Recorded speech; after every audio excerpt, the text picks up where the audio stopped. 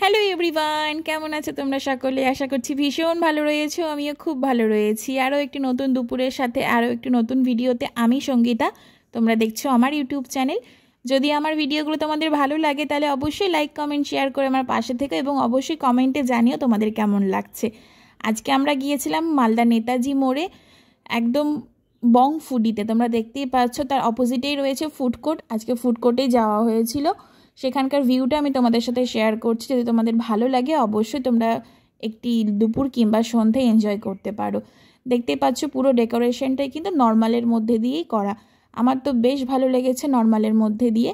এর উইন্ডোজ ভিউটা জাস্ট অসাধারণ। যেহেতু সামনেই নেতাজি মোড়, নেতাজি মোড়ের পাশেই রয়েছে কিন্তু একটি পুরনো দিনের স্ট্রাকচার। তোমরা দেখতে পাবে পুরনো দিনের একটি রাজবাড়ি। আমার তো বেশ ভালো লেগেছে সেখানকার ভিউ।